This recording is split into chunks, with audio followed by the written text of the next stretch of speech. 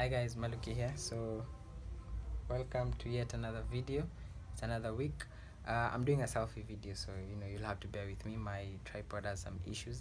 But this week, I want to talk about, on our weekly updates, I want to talk about three things. The main thing is, where is Baba?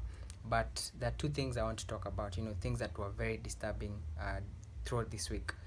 Before the Mandamano, we saw two videos that were going around, and the first video was guys distributing pangas, which is uncouth, uncalled for, and I don't think we should turn these Mandamanos into something that is violent. If it's the cost of living, let us fight, let us demonstrate peacefully, and let us go to the streets and demonstrate peacefully. It's our right, so let us not take the law into our own hands and harm other people. So let us be peaceful about them. So that is really uncalled for.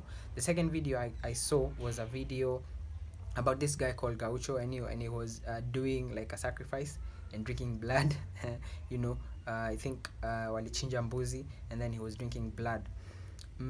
We are Africans, and as Africans we are very spiritual. I'm a Kenyan, so I'm an African, and Africans believe in spirituality. So some things that we do, it might be for fun, for the likes, for trending, but they have their consequences. These are covenants that we're trying to build, and at the end of the day, there are consequences. The last thing I want to talk about is, where is Baba? Toward the 3-day Mandomano, we didn't see Baba come out. He came out yesterday and said, he was sick, he had a flu and all that. But the first day, the second day, we didn't see him, and we didn't hear any communication from him. And so people were asking where he was.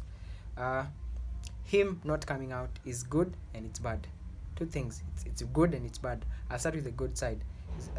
With good side, it's good because at least now we know that people can come out on their own, and it does not.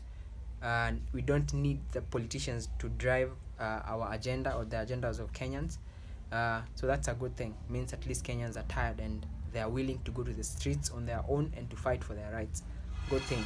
It is bad for Baba though.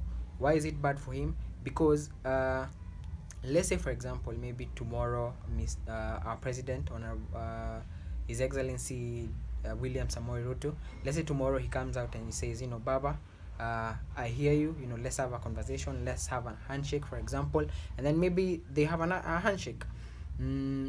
So when they have a handshake, naturally it means the end of mandamanos or demonstrations.